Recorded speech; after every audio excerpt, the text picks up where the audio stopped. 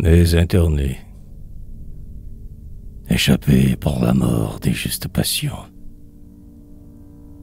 Ces collèges, flanqués de verrous et de grilles, font si vilain visage en plein jour qu'on dirait un écho survivant des anciennes Bastilles et que l'âme en éprouve un malaise secret.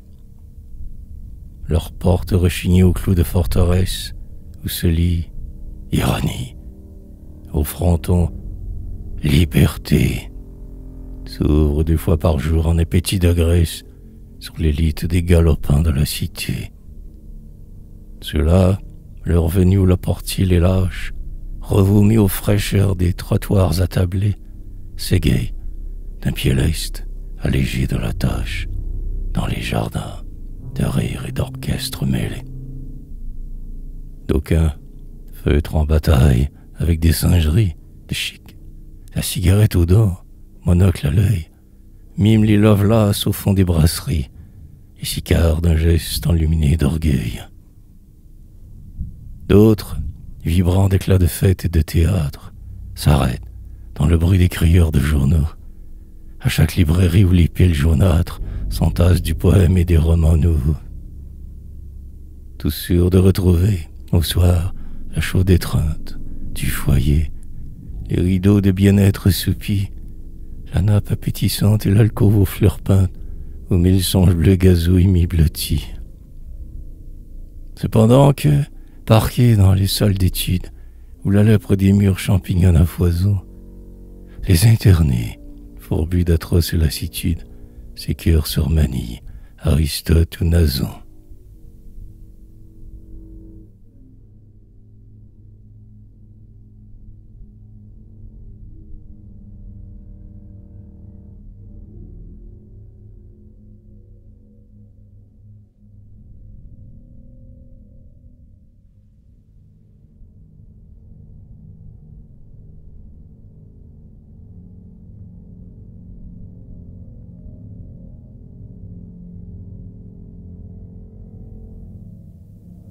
Ô douleur, ils sont là, sous l'œil hargneux d'un cuistre, sale à faire grouiller la vermine alentour, crispés au rougeoiement du pétrole sinistre, ces fronts qui n'étaient faits que pour luire au grand jour.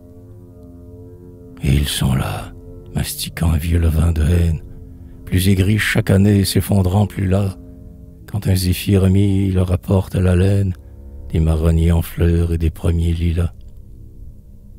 Ils sont là, redressés d'un bond de leur pupitre et d'un besoin d'espace ébranlé jusqu'aux os, quand, au carré de ciel que découpe la vitre, passe en apothéose un sillage d'oiseaux.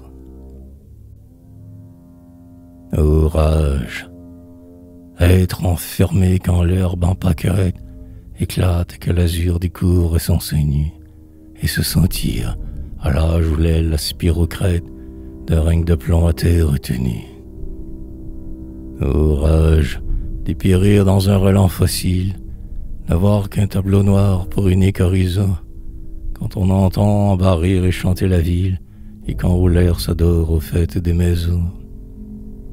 Quand des couples heureux s'attablent au tonnel, quand il est tant d'amants qui courent à travers les blés et, fronts mêlés sur leur unique ombrelle, échangent des baisers, des serments et des vers. C'est quand vos carillons d'allégresse, au dimanche, clament l'arion fête et le groupe vermeil, des jeunes filles passent en mousseline blanche, qu'un désir fou les prend d'air libre et de soleil.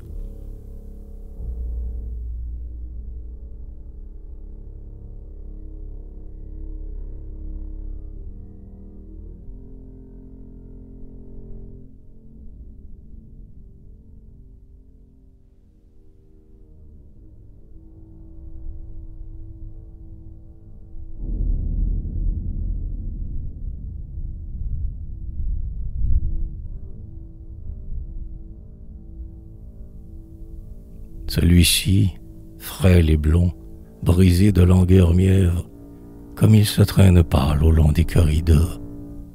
On dirait que la fleur qui saigne sur ses lèvres d'une charge trop lourde a fait ployer son corps. Ses grands yeux bleus plaintifs accusent la tristesse orpheline d'un cœur d'enfant trop tôt sevré, et ses bras languissants retombent en détresse, comme un lierre qui manque un appui désiré. Celui-là, front d'athlète et qu'un crin noir ombrage, comme il tourne et retourne, inquiet dans ses pas, puissamment comparable au jeune fauve en cage qui réclame une issue et ne la trouve pas. Son geste importuné de l'ardeur qui l'agite et du précoce émoi qui couve dans son sang s'use à détruire en vain son désir et s'irrite de le voir chaque fois renaître plus puissant. Ah, qui dira le mal secret qui les consume, leur brûlante insomnie et ce qui passe en eux, de révolte inutile et de sèche amertume, et d'où leur vient ce cerne étrange autour des yeux. Qui dira ce qui gronde en eux de sourds murmures, lorsque juillet torride, aux étouffants velours, règne et que le silence orageux des ramures pèse en anxiété sur le pavé des cours. Et toi seul les vois au dortoir solitaire, où s'alignent les lits, frères blancs des tombeaux, étouffés sous les draps qu'ils mordent de colère, taciturne Phébé, les cris de leurs sanglots.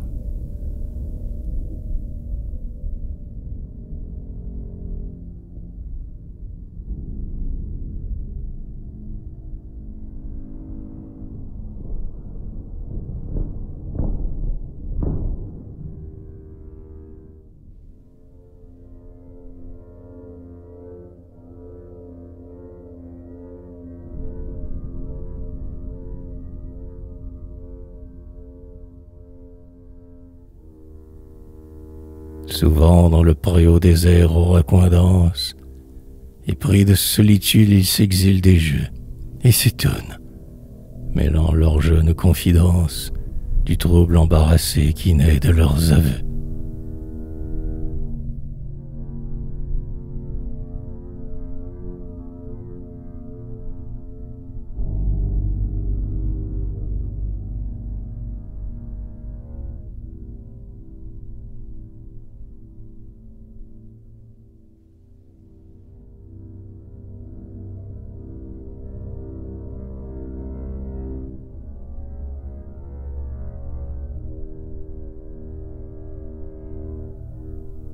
Ô frère, n'as-tu pas, quand se pâme la terre, sous la nuit où l'étoile allume son reflet, à l'amour essayé d'arracher son mystère et dans l'ombre écouter sa voix qui t'appelait? N'as-tu jamais senti quand tu te prends à lire les poètes fervents qui nous ouvrent les cieux, les simples noms d'Hélène et de Laure et d'Elvire t'éblouir au passage et te brûler les yeux? N'as-tu jamais, au bois, quand reverdit la branche, dans un arbre enlacé cru sentir battre un cœur, et quand, pour l'aspirer ta lèvre en fait si penche, une bouche vers toi se tendre de la fleur? N'as-tu pas, quelquefois, au seul parfum des roses, défailli d'un émoi fugitif et, souvent, te relevant, la nuit, plein de larmes sans cause, aspirer les baisers qui passent dans le vent? Touche ma main, dit l'autre, et vois comme elle tremble. Ta voix mieux que la mienne interprète mon cœur. Quel miracle est l'amour si d'en causer ensemble suffit pour nous conduire à ce point de longueur. Ainsi, tandis qu'au loin palpite un bruit de rames, leurs paroles échangées immobiles les tient. L'un au regard d'azur, l'autre à l'œil noir de flamme, et de brusques sanglots déchirent l'entretien.